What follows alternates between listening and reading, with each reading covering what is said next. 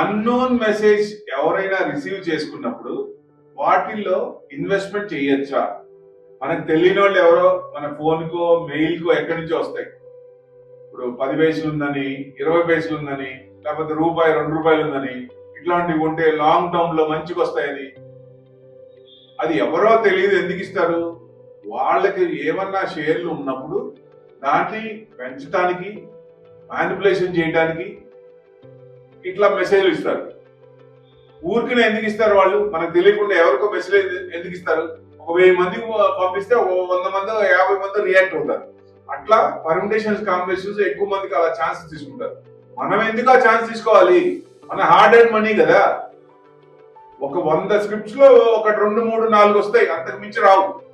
అవి కూడా ఫండమెంటల్ గా స్ట్రాంగ్ అవుతా ఉంటే వస్తాయి. అది మనం అబ్జర్వ్ చేసుకోవాలి. ఎందుకంటే ఫండమెంటల్ గా స్ట్రాంగ్ గా లేని కంపెనీలు ఫ్యూచర్ లో ఎలా ఉన్నాయి, quarter on quarter, year on year ఎలా ఉంది, ఎలా గ్రోత్ ఉంది అని మనం అబ్జర్వ్ చేయాలి.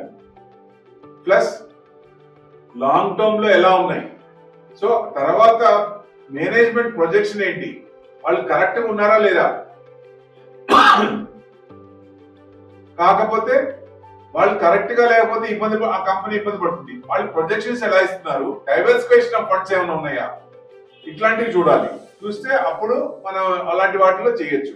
కాకపోతే కొంత చిన్న అమౌంట్, స్మాల్ అమౌంట్ తో ట్రైల్ వేసి అది పోయినా పర్వాలేదు అనుకుంటే అలాంటివి చేయొచ్చు. అంతేగాని మనకున్న క్యాపిటల్ రూపాయి ఉంది లేకపోతే 10 పైసలు ఉందని చెప్పి 2 లక్షలు, 3 లక్షలు, 5 లక్షలు దాంట్లో ఇన్వెస్ట్మెంట్ చేస్తే లిస్ట్ కాకుండా పోతున్నాయి.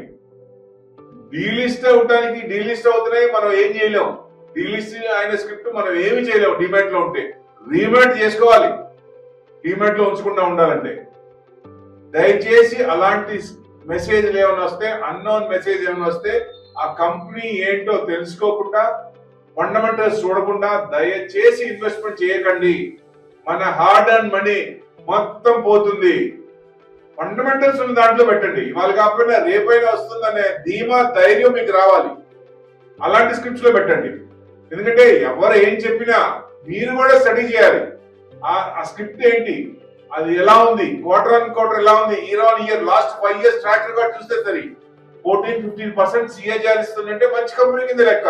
ఆ ప్రోడక్ట్ డిమాండ్ ఉందా లేదా, ఫ్యూచర్ లో ఎలా ఉంది, మనం ప్రెసెంట్ బాగున్నా ఫ్యూచర్ లో కూడా ఎలా ఉంది, ప్రోడక్ట్ అది పెరుగుతోందా, సేల్స్ తగ్గుతోందా, అది కూడా అబ్జర్వ్ చేయాలి దయచేసి. అప్పుడే మనకి డబ్బులు వస్తాయి. లేదా క్యాపిటల్ కొంచెం ఎరోజన్ అవుతుంది. సో రైట్ టైంలో రైట్ డిసిషన్ తీసుకోవాలి, లేదా ఇబ్బంది పడతాం. సో ఎప్పుడైనా సరే ఫండమెంటల్ ఉన్న స్క్రిప్ట్స్ రీట్రేస్మెంట్ అవుతాయి. న్యూస్ డ్రివెన్ మార్కెట్ కాబట్టి కిందకు వస్తాయి. వచ్చినప్పుడు అలాంటి స్క్రిప్ట్స్ మనం పికప్ చేసుకుంటే మంచి రిటర్న్స్ వస్తాయి. సో అట్లాంటి వాటిలో ఇన్వెస్ట్మెంట్ చేయండి. కానీ దయచేసి ఇట్లాంటి అన్నోన్ మెసేజ్లు ఎవరైనా చేసినప్పుడు వాటిల్లో చేయొద్దు.